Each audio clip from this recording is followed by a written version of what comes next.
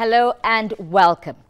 From being dubbed a dark continent amongst continents to being tagged a region on the move, Africa has evolved into a region of hope with enormous resources that present growth opportunities not only to herself but also to the rest of the world. This is Africa This Week and I'm your guide, Fadishola Shotingwa. We start off the day with earlier in the week. Welcome on board.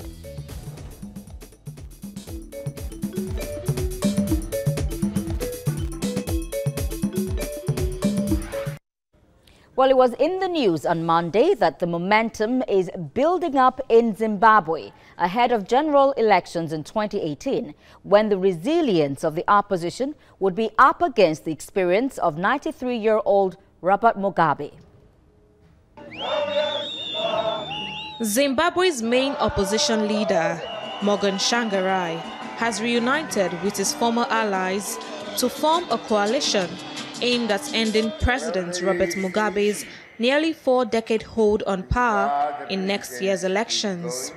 At a rally in the capital on Saturday, the opposition Movement for Democratic Change leader told supporters he had agreed an alliance with former deputy Welshman Ncube and close aide Tendai Biti, as well as four other opposition factions to go against Mugabe's ZANU-PF party. Among the signatories is the Zimbabwe People First Party, led by war veteran and former diplomat Agrippa Mutambara. We need a legitimate government that is able to rally the whole country towards a more positive future than what has been happening. So we are not waiting. We are a political party. We are mobilizing and organizing and regrouping to make sure that we win the next election. If people are talking of divisions in MDC, what would you say what is happening in ZANU-PF? Those are not divisions. Those are earth-shaking breakaways. And so they want to equalize what is happening in ZANU-PF to MDC. Of course, as a party, we are a party that is so huge. Obviously, it has got its own internal mechanisms of tensions, like any other normal party. But that does not in any way equate to ZANU-PF's internal fissures that are taking place there. The agreement maximizes Tsvangirai's chances of unseating Mugabe next year as it avoids multiple opposition candidates competing for the same parliamentary seats.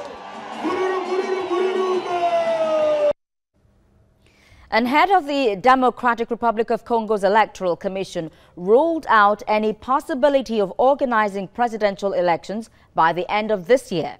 Observers say the announcement by the head of the Electoral Commission, Corneille Nangaa, goes against a political agreement with the opposition, which has accused President Joseph Kabila of clinging onto power. Nangaa said any decision on extending the electoral time frame would be evaluated with the National Council, the civil society and other groups involved in the political agreement. The DRC government believes vote preparations need more time for the election, which has been delayed since last year, after Kabila's mandate ended in mid-December. Protests that left dozens of people dead helped to push the government and opposition into a December 31st deal that called for the vote to be held this year without Kabila as a candidate. On Tuesday, state authorities announced that the electronic voting system due to be used in the court-ordered presidential rerun scheduled for October in Kenya will not be ready in time. French biometrics firm OT Morpho provided equipment to identify voters biometrically in the election last month, but it is warning that it will be unable to deploy the same equipment used in August. The result of the vote was annulled by the Supreme Court, and a rerun has been scheduled for October the 17th, when the system is to be deployed again. On Tuesday, the company said it will have to reinstall 45,000 computer kits used in transmitting provisional results to the laptops used for biometric identification, a feat it says it cannot guarantee within the allotted time. And in Nigeria, the United Labour Congress, the ULC, suspended a strike it started in response to a number of labour issues. The action was called off on Wednesday after a meeting with Labour Minister Chris Ngige. But talks will continue next week in Abuja. The union members walked off their jobs on Monday over several issues, including government's failure to register the union, the failure to address the challenges of the Academic Staff Union of Universities, ASU, the state of Nigerian roads, and the minimum wage. Well, also on Wednesday, Kenya's Supreme Court slammed the election board for failing to verify official results before announcing them. But it stopped short of saying there was deliberate rigging in a detailed ruling on last month's annulled presidential election. The court identified some procedural problems in a brief September the 1st ruling that said fresh elections must be held within 60 days. The key finding against the election board was that officials had announced results before being able to verify them. In concluding this aspect of the petition, it is our finding that the illegalities and irregularities committed by the first respondent were of such a substantial nature that no court properly applying its mind to the evidence and the law as well as the administrative arrangements put in place by IEBC can in good conscience declare that they do not matter and that the will of the people was expressed nonetheless. The presidential election of 8 August 2017 did not meet the symbol test and we are unable to validate it, the results notwithstanding. In this case, IEBC's contumacious disobedience of this court's order of 28 August 2017 in critical areas leaves us with no option but to accept the petitioner's claims that the IEBC's IT system was infiltrated and compromised and the data therein interfered with, or IEBC's officials themselves interfered with the data or simply refused to accept that it had bungled the whole transmission system and were unable to verify the data. On Thursday, the head of Libya's recognized government, Fayez al-Sarraj, discussed a wide range of international diplomacy issues during his speech to the United Nations General Assembly. The UN has launched a roadmap for a renewed international effort to break the political stalemate in Libya and then end the turmoil that followed the country's 2011 uprising. The action plan in court proposes amending a 2015 peace deal that never fully materialized in Tripoli, leaving Libya with 3 competing governments aligned with rival armed alliances. Elections will require an electoral law and possibly a referendum to endorse a new constitution. In Kenya, opposition presidential candidate Raila Odinga gave a news conference on Thursday, noting that the era of electoral autocracy must end in the country and that the people's votes must count. His lead lawyer, James Orengo, added that the country could be facing a constitutional crisis if elections are not held within the 60 days stipulated in the Constitution. The era of electoral autocracy must end in our country. In other words, that the people's vote must count. That Kenyans who have turned out to vote must know that their votes are eventually counted. The country may be bordering on a constitutional crisis of grave proportion. The 8th of August, he was exercising temporary powers of incumbency. And the danger that we now find ourselves in is that if the elections are not held within 60 days, then he will not have the constitutional authority or legitimacy to continue to be in that office. On Friday, the Children Emergency Relief Foundation flagged off trainings of community-based organizations in order to reduce the increasing spate of child abuse and human trafficking. Speaking at the flag-off in Lagos, Nigeria, organizers of the training noted that non-governmental organizations are usually the first responders in cases of child abuse and human trafficking. Hence, it is crucial for them to be adequately trained. Experts also took the opportunity to call on government to protect the rights of children in the country. And there may be situations that you need to get the child away from those situations immediately. And even as a community-based organization, you need an understanding of what are even the rights of the child. It may interest you to know that a lot of NGOs don't even know what the Child's Rights Law or Act is all about. So these are the things and more that we see, and we want to equip the community-based organization. And we need to work together the more. There must be a coordinated response in Nigeria, in Lagos, in the local governments, on mitigating child abuse and this human trafficking we're talking about. They're supposed to know about child abuse, how to prevent and how to identify and report. So it's very, very important. So these organizations that are here, once they are trained, they will go down to train their people at the community so that all of us will know how to take good care of our children, no matter how busy we are, because it's very, very important. Going by the nature of Lagos State, is like a melting point of Nigeria.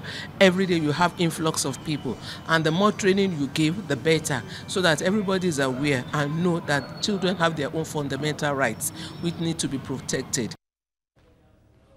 And with that, we have come to the end of Earlier in the Week. Up next is Digging Deep, and that will be after the break. Do stay with us.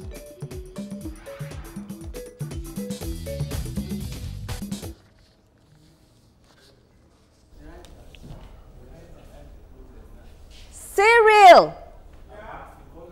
Indani! The one more page. The one more page. Sis, okay. Just take it like that. I need it because I could be stranded.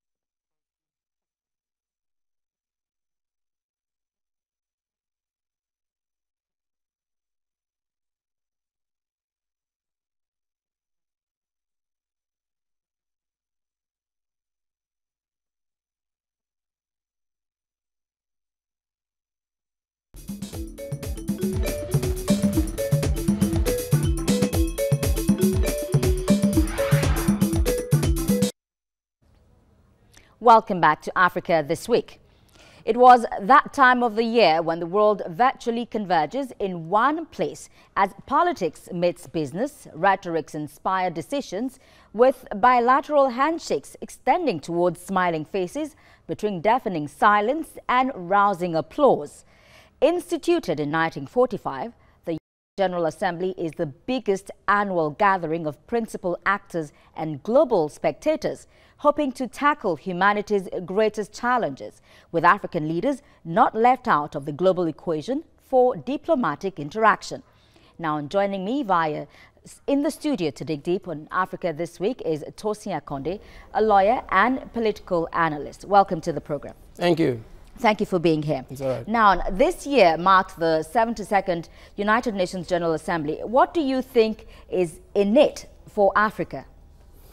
Well, for Africa, the constant thing that's always been in it is that African nations, so far, at least as at the last 72nd GA, will continue to be receiver nations. We are not major players yet on the global world map. And it's just my sincere hope that an African leader of repute, the one that has the consciousness of the African people, will arise someday from any of the nations of Africa and help put Africa where it indeed belongs. Indeed belongs. Well, the theme for this year was and still remains focusing on people striving for peace and a decent life for all on a sustainable planet. How relevant is it going by recent developments in Africa? Well, as far as Africa is concerned, like I said earlier, you see, that defines our roles.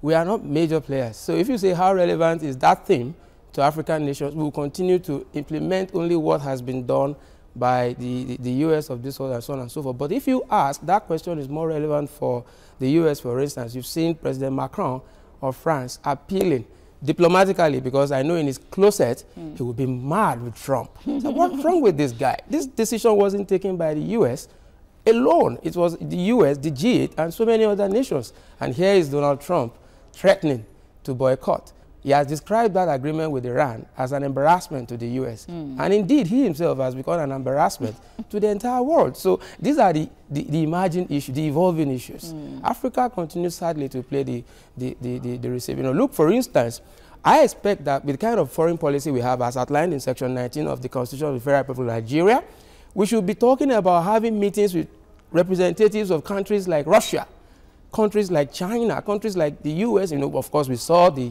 headlines of most, the front page banners of most of the print media.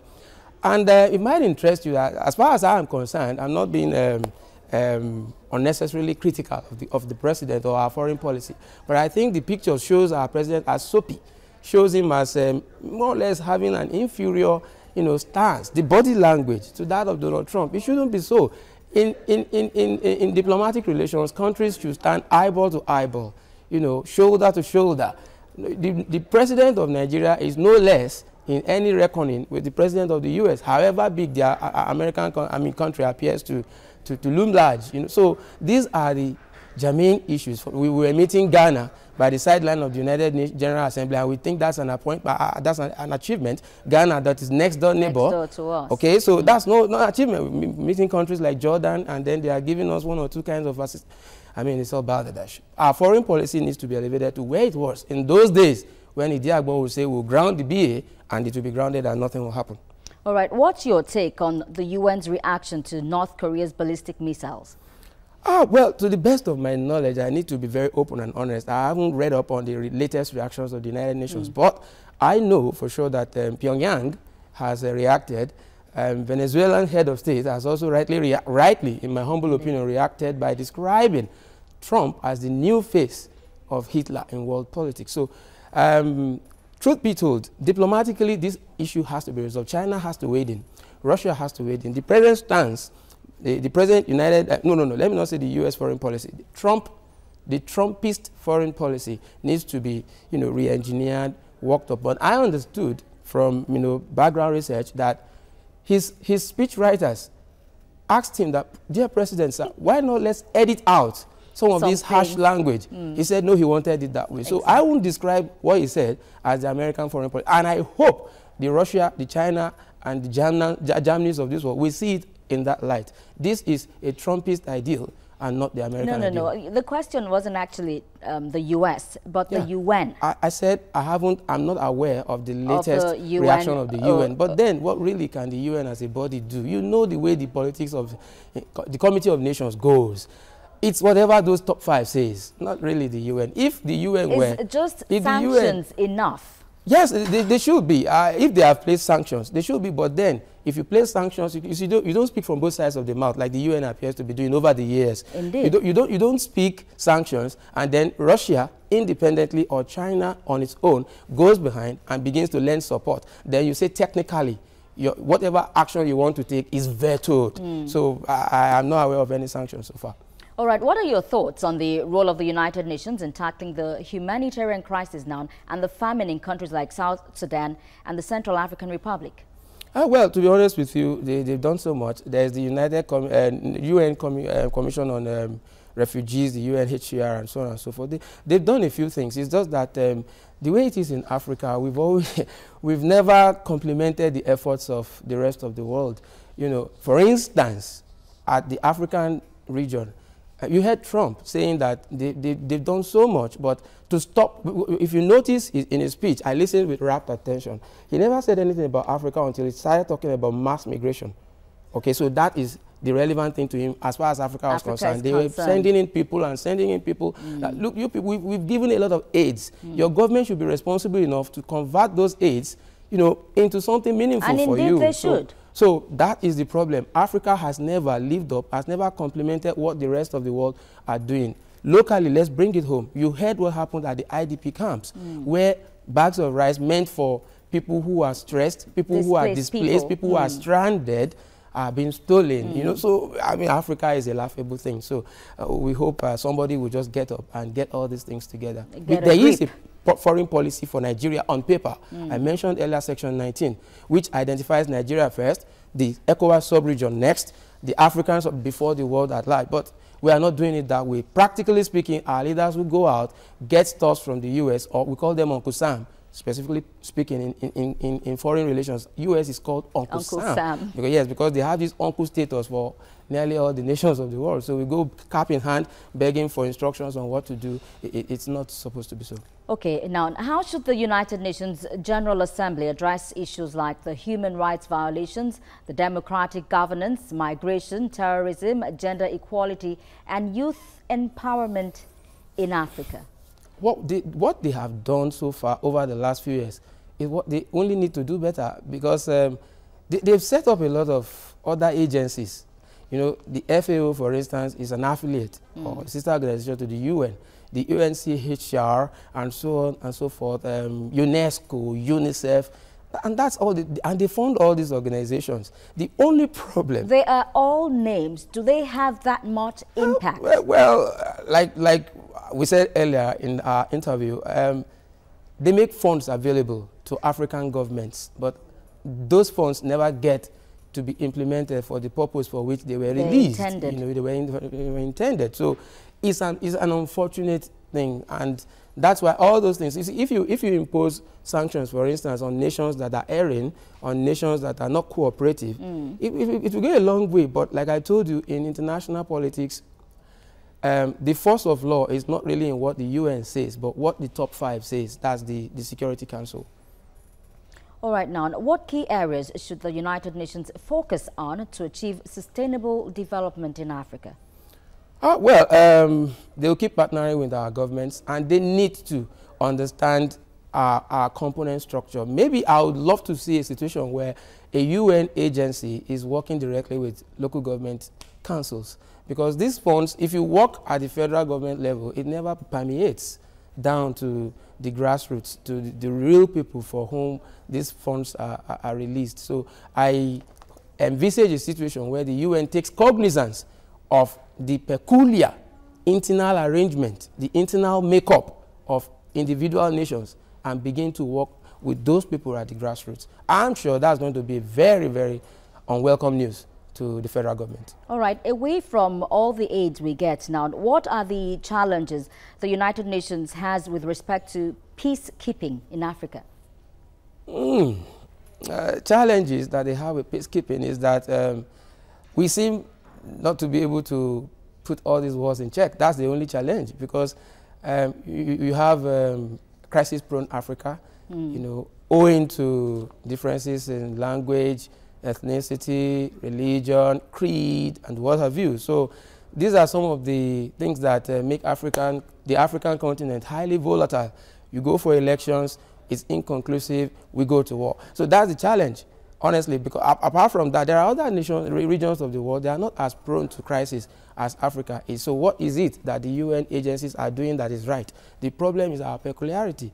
Until we begin to understand life from each other's perspective and we begin to build, nation building is a communal thing. You know, it's not seen from the racial point of view or ethnic point of view. For instance, there's a certain category of people here in this country who believe that it's their birthright to continue to rule, and then they say they are born to rule. So every other person is also born to rule. When we reorientate our minds, I'm sure we're going to find it more easy. We'll be less problematic for agencies of the UN. Well, in short, Africa simply has to get a grip. Seriously. Tosia Konde, lawyer, political analyst, thank you for being here today. It's a pleasure. Thank you. Well, at the risk of becoming another talk show rather than a defining moment, the 72nd United Nations General Assembly comes at a time when nations need to become more united in a sense of purpose to make the world a better place for future generations. Africa, on its own part, must now go from the status of abundant resources to a level efficient resourcefulness, where leaders create building blocks of prosperity for the good of humanity. I have been your guide, Fadisha Lashotingwa. Many thanks for watching, and bye for now.